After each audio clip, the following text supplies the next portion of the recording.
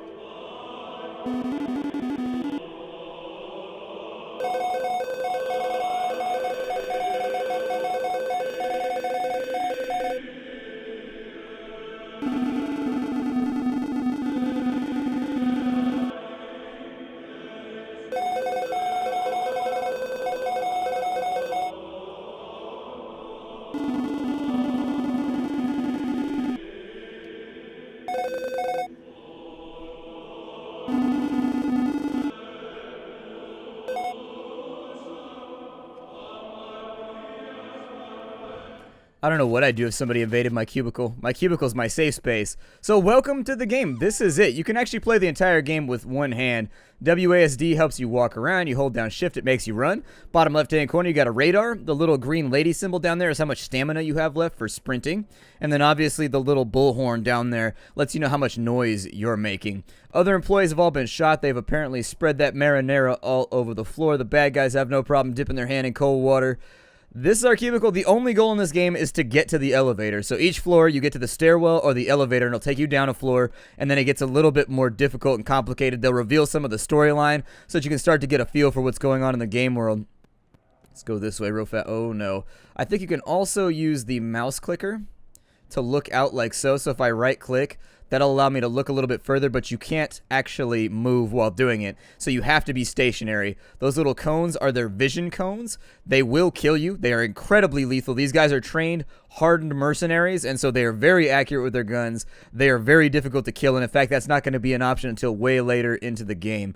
I'm going to follow him down this way. Don't step on that trash on the floor. It'll make noise. So anything that's on the floor right there, if you step on it, like the water over here, if you step on this, if you step on some of the refuse, it'll all make noise, which will bring them running. It'll make a red level amount of noise, which... Oh, and see what I mean? They are very, very deadly. You really, really don't want to get seen. I didn't mean to get caught right there.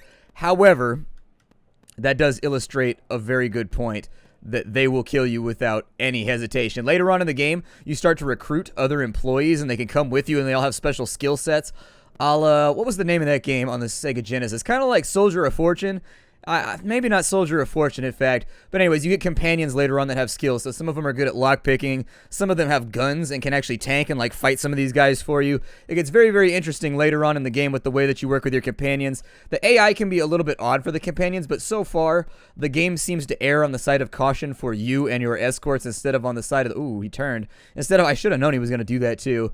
So what I mean by that is if you have a companion, it tends to give you the benefit of the doubt when it comes to your AI-controlled companions instead of favoring the NPCs that are hunting you, and I think that was a good choice because sometimes the AI can do dumb stuff.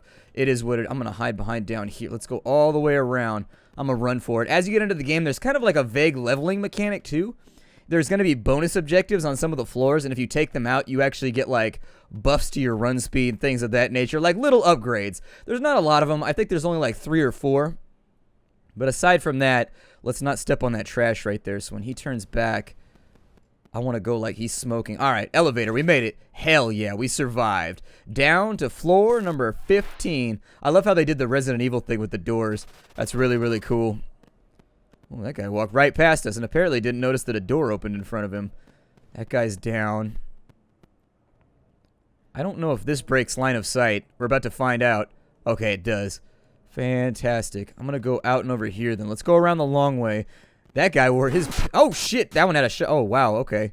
I just got blazed with a shotgun. That was unfortunate. But as you can see, this is a zero-tolerance game. Just like Hotline Miami, you screw up and you're going to be dead really, really, really fast, which means that the entire game is about memorizing patrols, figuring out patterns, and generally recognizing where a lot of the enemies can be found. They do give you the tools to be able to perform this task, so it's not like you're out in the dark just trying to sort this shit out by yourself.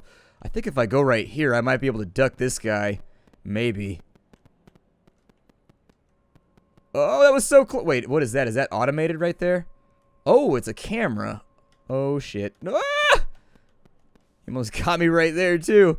Oh, man, they're everywhere. This is unfortunate. Remind me never to be involved with a dystopian corporate takeover. This shit is terrifying. Fun factoid, all we do is we produce ketchup, and so all of these guys have just fallen asleep in just a big ketchup coma. They've had too much ketchup. These water bottles over here, you can pick them up, and you can throw them. I think they just make noise. I don't think they actually, like, wound the enemy. I would try it, except we're kind of close to the end of the level right now. I think what it actually makes them do... I'm going to run over to here. Alright, now we wait this out, and we hope... Oh, balls. Woo! That was my terrified I'm gonna die noise. Down the stairwell! Down the stairwell! See, she wore her good pumps today. That's how you know she's gonna survive. Fun factoid, she actually doesn't have feet. Those little red things on the bottom, those are blood stumps. She was actually a pilot. She was a pirate in her previous job. She could have been a pilot, too. That's completely and totally possible. I'm going to go with, what is this right here? 14th floor. Dun dun. Dun dun. The game goes for a minimalist aesthetic, too. Like, there's not a lot of music or anything like that. I do actually think that that helps out with the tense nature of the game. The game is... You see when he walked across the glass right there? It made crackly noises. Don't walk across the glass. It's a great way to get yourself caught. Walking on broken glass. Where is this dude at?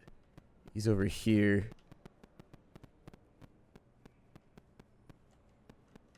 Nah! I thought I could make it. I thought I could make it. I got excited, and the guy was going to come through again, and I got scared. I got scared, and I jumped. I got scared, and I jumped. That's all I could do. I wonder if I can get around behind him. That'd be kind of sick. Like, if you could actually sneak up behind him. Super hardcore. I wonder if I follow this guy more closely, if that'll work better. Because last time I gave him a bunch of time to run around. Alright, so now we got that. Let's grab the water bottle. And the second he turns, we're going to go through that little gap over there. Let's do it. Go, go, go, go, go, go, go. Run with those little stumps, lady. Run. Okay, so over on this side, we have our first dog. Dogs use a smell range, which is a little bit different from a sight range. The smell range, as long as it's active, it means that he's sniffing. And that little wedge right there doesn't necessarily represent what he can smell alone. He can actually smell to the sides of him and stuff like that too. However, if you're too close, it makes that wow noise, and he won't stop sniffing because that means he's got your scent. He just can't lock you down. If he's making that little snuffly noise right there, it means he alternates between on and off modes with his snuffles, and you want to move during the off versions of the snuffles. The game doesn't tell you any of this. This is just stuff you have to figure out on your own while you're moving along by trial and error. This is not a game that you're going to beat the first time without dying. I'm telling you that right now. Things are going to go wrong, and you're going to have to die at least a couple of times to figure out how some of the mechanics work. Otherwise, I can't imagine anybody lucking through some of the missions here the first time. Like, once you get a little bit further in, I have a hard time because the mechanics become a little bit more complicated and a little bit less intuitive. Like, the ones right now, this is where it first starts to get a little bit weird. He's doing... Yeah, I need to be, like, back over here so he'll start snuffling again. Otherwise, yeah. So that appears to be the radius of his snuffles right now. And once he stops giving the snufflies again, I'll try and sneak back to wherever it is we're supposed to be. Although, you got to be careful about our sight lines right now. We got to wait for an opening. Come on, green hat. What you got going, green hat? I'm going to wait for it to line up a little bit better. I might be able to throw a water bottle. But I don't know what the radius of it's going to be. Or if it's even going to help.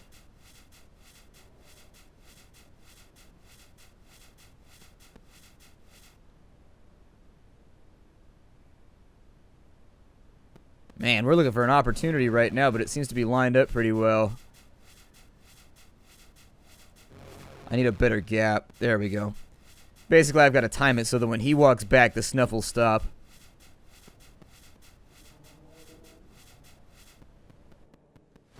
There we go. Now we get over to here. And that should put us sort of close to where we want to be. I thought there was 2 guards in here, but I guess there's just a dog and a guard. I thought there was another one down here in the bottom corner. And I think we're out of here. Let's make sure we're careful. Oh, no, there is another guard down here. I wonder what he's going to do. Damn. Get behind these boxes real fast.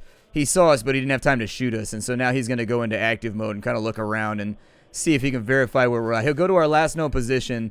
He'll vary around inside of that, and then he'll look around randomly inside that position. It's actually fairly effective. It's difficult to design the AI for stealth games. It really, really is, because if people were intuitive like they are in real life, there's no way you could sneak around them in any sort of safe way. I think I got to get in behind some of those crates over there.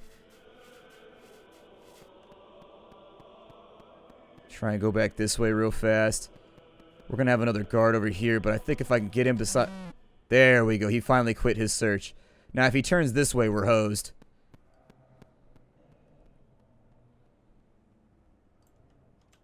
Okay, so let's get moving. I think he's going to stay right there, and I don't know if there's any more guards. We might have to hustle a bit. We may have to hustle. Put our Charlie hustle on. Oh, we made it. Cool. Fantastic. Another floor accomplished.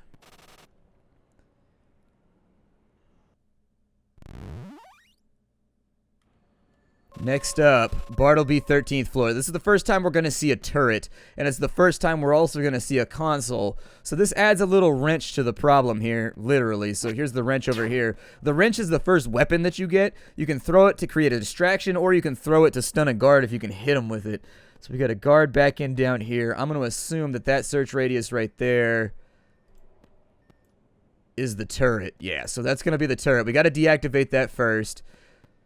So we're probably going to have to go up and around this way.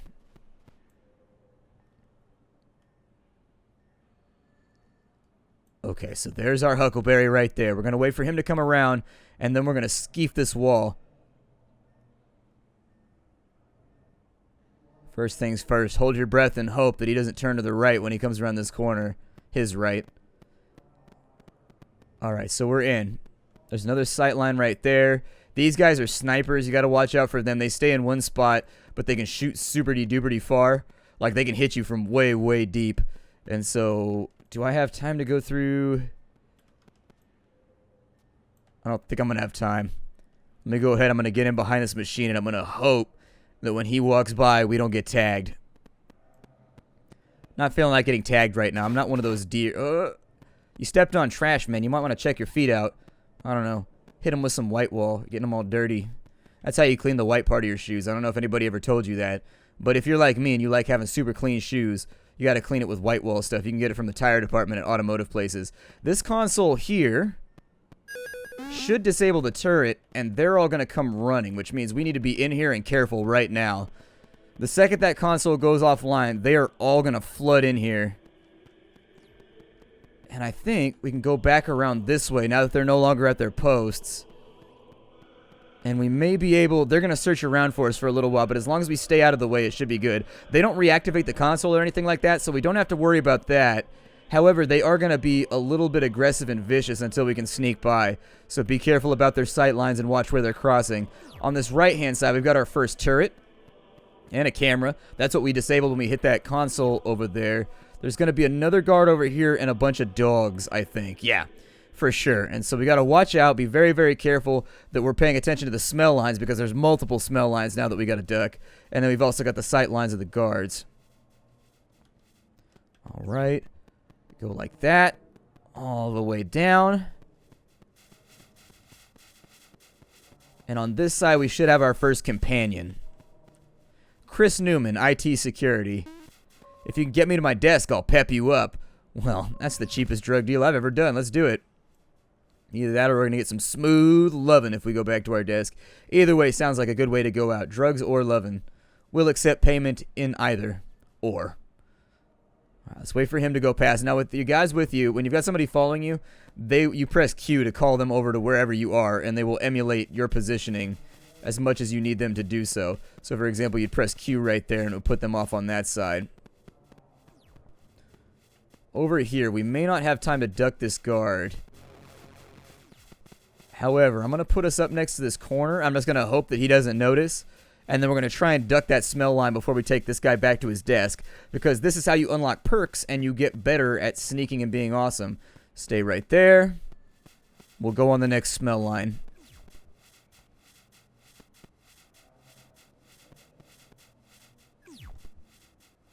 Alright, and so we go. I'm going to have him drop over here.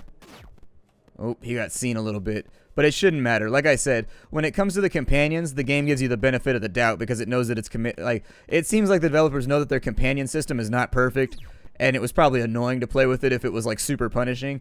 And so they made it so when it comes to the companions, they get a lot more tries than the main character does. Like if you screw up playing the game, you die instantly, but if you mess up with your companions, you seem to get some leeway. All that I'm saying. All right, on that side. Let's wait for him to run on by. Just walk on by. I'm hiding behind a corner. Don't shoot my face. And now we're just going to redo the exact same pattern that we did before. Staying out of the way of some of these snipers. I'm going to see. I don't know if that Coke machine is going to work for both of us. We'll give it a try, but it might not work so great. The only other option I can think of is maybe hiding behind that corner back there that we already had. But shit, this might not work out so great. There's no save points in this game. That's one minor foible that kind of bothers me a little bit. Yeah, I see. It's super forgiving when it comes to the little AIs. You don't have to be that careful. I'm going to wait for him to do his sight line one more time. I don't want to get taken out. But anyways, there's no save points mid-mission, so if you die, you do have to start over from scratch. That would be pretty much the only flaw in the game that I've seen so far that kind of bugged me. It'd be nice if you could get like a checkpoint part of the way through or something like that. Oh, we unlocked the perk. Perfect. And so now, I think if we press escape, we have less fatigue, which means that we should be able to run a lot more efficiently. And then I guess he's just going to duck and cover right here. He's going to become the turtle named Bert. And I'm going to go this way. I don't know if I'm going to have time. Not going to have... Woo! Got close right there. Almost got me. He almost got me. Almost took me out. Sneaky sniper over there, sneaky little sniper. He almost took me out because I wasn't paying attention. But so far, everything else about the game I like very, very much. Aside from the lack of a mid-mission save system or like a checkpoint system or something. So, for example, I would have loved to have gotten a checkpoint after you do the perk mission right there. It would have made it a little less frustrating if you die on your way back to the elevator, which is quite possible. Come on, man, move forward. The sniper's looking right at my bootay right now, and I don't feel like being ogled. Don't feel like being ogled, but I do feel like being boggled. I enjoy board games and all related tile and word games. You know, bananagrams, all that kind of fun stuff. Sneak past Pack. There we go. Sneak past him. Later on, I think there's guys that can reprogram turrets that will shoot people and stuff like that. There's lots of cool little things you can do in this game as you get a little bit further. So smell lines over here. We want to be careful. We've got time to move right here, but there is a guard right there, so we don't want to move too much. Still, let's go around the outside of the trash. The levels do get quite lengthy, which is one of the reasons why I think some of the losses can be frustrating. I'll probably wait another rotation since he's not on the move enough. I want to make sure that I got plenty of room. Looks like we've also got a camera up here. Does it hit that corner? Looks like we've got a decent blind spot. I'm going to take it real wide. And then on this side, I'm going to get in behind these crates. That's going to piss off the dog, but we don't need to worry about him anymore anyways. It's not a big deal. And if we can make the elevator right here, we will be 100% solid. There it is! Yeah, buddy! We made it down to the next floor. Very, very fun and satisfying playing this game because some of the missions can be the result of, like, you playing the game for, like, an hour. You know, you can be messing with a mission for super long before you actually figure out the perfect way to do it. So we got a bunch of guards that way. What's off this way? Nothing really. Well, we've got a little break room. Let's hang out in here for a minute and have a look around and see what we can... Oh, we got a turret down there. So that's going to be largely impassable, I think. Unless you can get through that dead zone. That's the only... I mean, I don't know if the turrets can rotate. That's something that I've never verified. So it's possible that when I do this... Let's test it. If I can go around behind this... Oh, you can't touch it. Okay. Cool. Alright, I wasn't aware of that. That's something that I had never verified before. So you can see what I mean. The entire game is just trial and error of learning like what is allowed and what is not allowed. I had no idea that you couldn't touch the turrets, for example, or they would kill you. Perfect example of the sort of thing that it was like one of those ideas that I wasn't sure exactly how the mechanic worked, so I needed to throw away a life in order to figure it. Oh no! I caught a pellet to the back of the spine. Not good. Not good at all, but I like the unforgiving nature of it. The unforgiving nature is part of what makes it so satisfying when you win. It's a very unforgiving sort of Nintendo-like game in that you don't get a lot of chances to succeed. Sometimes you can luck into an encounter and luck through it, like you can get seen and you can escape, but those are by far in the minority for me. Usually when I get seen, the enemy fires fast enough to where you don't have time to escape, unless you've already gotten outside of their firing range. God. Almost cut my toe off last night. Kind of on a weird subject for a first impressions video right now, but I had to go to the bathroom like in the dark, and so I was walking through the bedroom. He got me right there too. That rotation is... Nah, I keep thinking there's only one guard there, and I keep screwing that up. What's to the right, out of curiosity? Let's go see what's this way. Got a bathroom over here, and then we've got a camera. Okay. I knew we were going to get killed over there. I had a feeling once I got in there. Once I saw the camera, I was like, we're probably going to die over here, but at least I know it's on this side of the map. We need to find the console that disables this stuff. That's like the big part of this mission now. So if we can find the console, I think we'll be in really, really good shape. That'll kill off at least one of the turrets. Just got one guy right there. I'm going to watch the radar instead. I'm going to babysit that a little bit because I tend to ignore my radar and it gets me into trouble. This may be one of the first missions where we... Oh, there's the console right there. Okay. That's going to be tough to escape from, though. That's going to be real tough to escape from.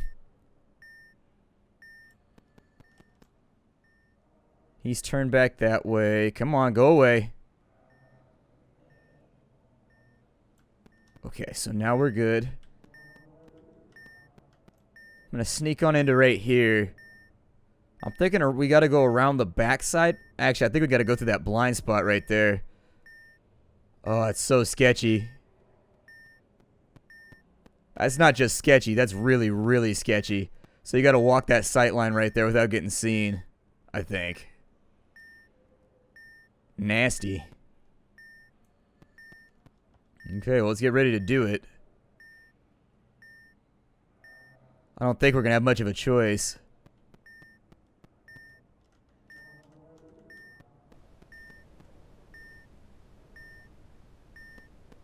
Okay, he goes back over to there. Hitting the chair didn't trigger him. I don't know how we're going to escape from here once I use the console, though.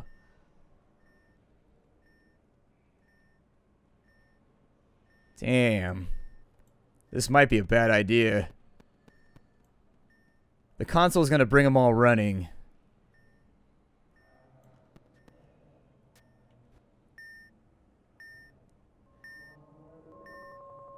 I'm wondering if later on you can sneak somebody over here to use this console and it'll turn the turrets against them, so it'll shoot all of them. That's what I'm wondering. Ooh, we almost got seen right there. I think we're still in okay shape, though. Thinking we might have to sneak around the backside of the turret and go out that way then.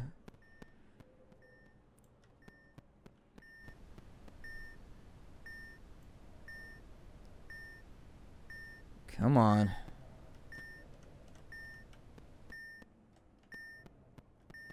Give me what I want here. There we go. Perfect. I'm going to sneak back around the other side. This game is called Turnover. If you wanted to check it out, I'll have the information down below. Let's talk about the game, shall we? I like this little title. I mean, it's nothing outside of what you would expect from like a stealth game. It's got all the standard tropes and all the standard trappings of a top-down stealth game, but at the same time, everything feels polished. I didn't have any crashes. I didn't have any weird behavior, and aside from sorting out all the various mechanics by trial and error, I found the game to be enjoyable with the time that I spent with it so far. Graphically, I like how they've gone for kind of like an early-gen SNES, late-gen Sega Genesis type feel to the whole thing. I like the way it's portrayed. I like the way that they don't actually constrict your visibility lines either, like you can see what everything else can see, and at the same time, you can stretch out your vision as far as you want to stretch it.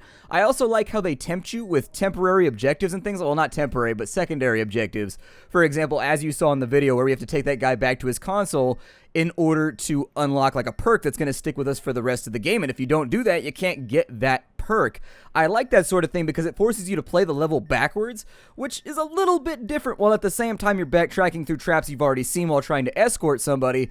And so I spent time with the game, I enjoyed it, and I'd say it's probably worth a look. Turnover plays it pretty safe as a stealth game, but I think that ends up working for it. It gets more and more intense as you get further into the game. I do like how you have to escort people, and I think that the tension that's conjured by the game is very, very good as well. I also like the setting, how it's kind of corporate espionage versus other corporate employees of a different company. I like things like that as a Shadowrun fan. You can get the game for $9.99. There's 30 levels altogether, and so once you go down like the 16 levels, I haven't beaten the entire game yet, but during my impressions coverage, I think I got about 3 hours, and it took me that long to go down maybe 5 or 6 floors with trial and error and trying to get everything done. So with 30 levels, I'd assume, unless you're way better at the game than I am, that you'll probably get a good 10, 12 hours out of it. At the moment, if you act very quickly, until the 22nd of December in 2015, I don't know how long this video is going to be on YouTube or when people are going to see it by, you can get it for 25% off if you wanted to snap on that. As far as stealth games go, I was pleased and satisfied. It doesn't exceed expectations. It does all the things that you would expect from a stealth game while wrapping it up in a nice little indie coat veneer. If you wanted to check it on out, you can get Turnover down below in the description. I'll have a link for you. My name is Splattercat. This series is called Weekly Indie Newcomer. It's a series I do every weekend where we hang out and talk about a game that has landed in my inbox or I've been otherwise playing over the last week or two. I will see you all later. Hi to everybody.